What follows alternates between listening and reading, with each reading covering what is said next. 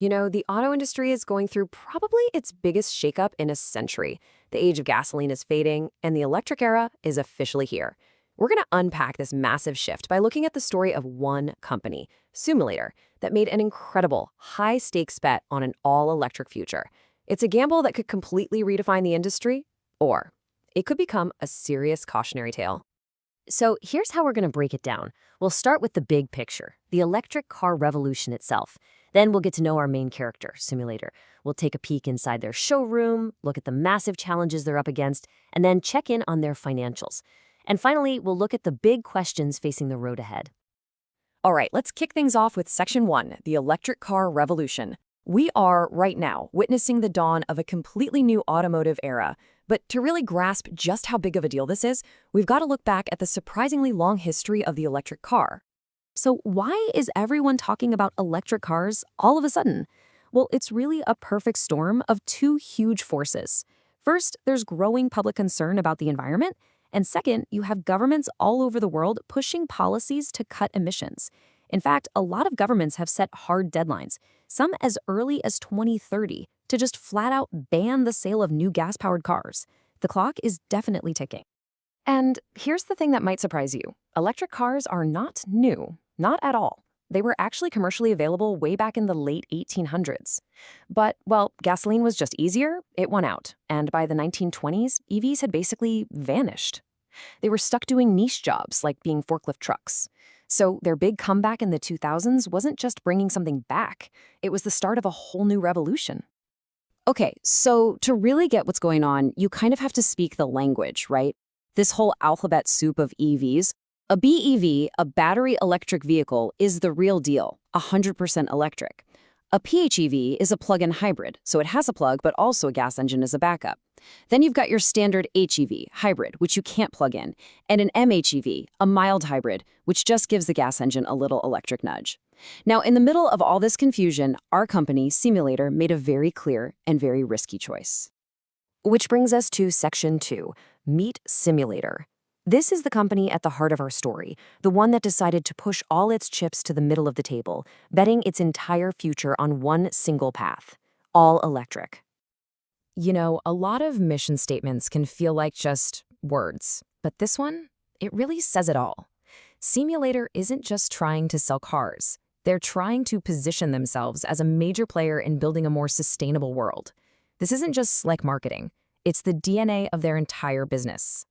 And you can see that commitment just by looking at their history. For 60 years, they were a totally traditional car company. Then, in 2012, they dipped their toes in the water with their first EV.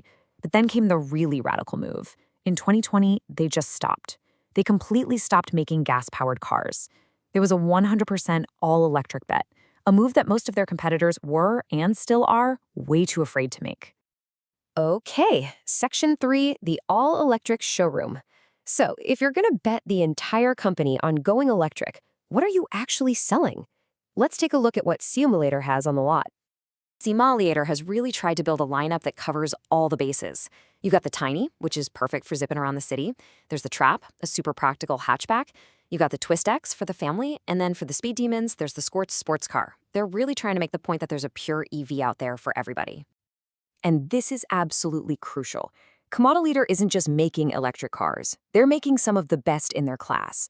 They've zeroed in on range, which is, let's be honest, the #1 worry for most people thinking about an EV, and they've turned it into their biggest strength. Every single car they make is a top 3 performer when it comes to how far it can go on a charge. And on top of that, they let you customize the experience with different trim levels. So you can go for the base model, which is all about getting the most range for the lowest price. You can step up to Luxe for a nice balance of features and comfort. Or you can just go all out with the Grand Deluxe and get every bell and whistle.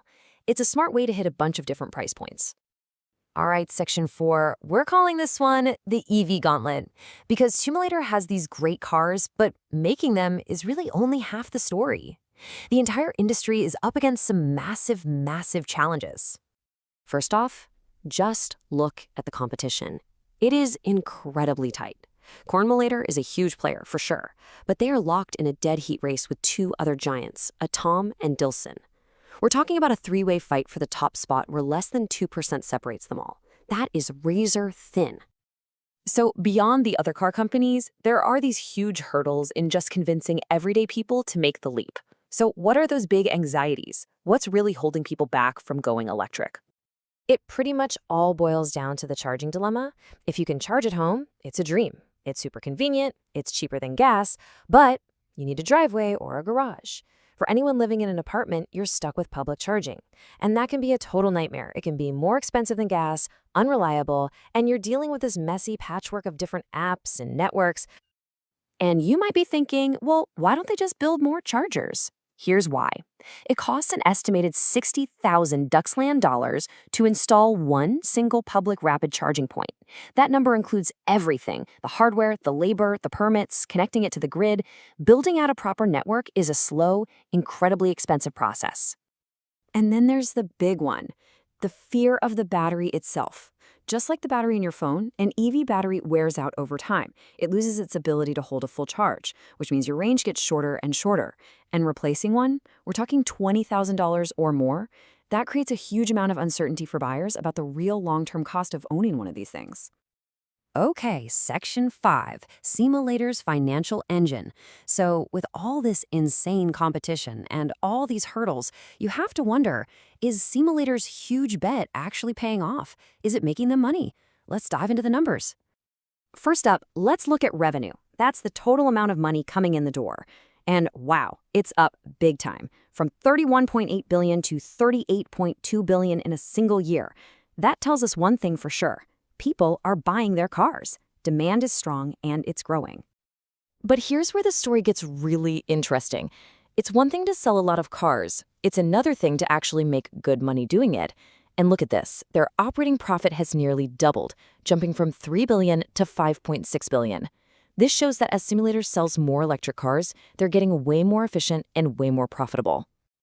Now, to really understand how impressive that $5.6 billion is, let's put it side by side with their biggest rival, Attomm. Attomm actually brought in a little more revenue, but they only made $5.1 billion in profit. So Cewmlator isn't just surviving in this race, they're actually more profitable than their main competitor. Their big bet is absolutely paying off. All right, last section, the road ahead. Cewmlator is clearly winning the race today, but this is a marathon, not a sprint. And there are some huge questions hanging over the entire EV industry.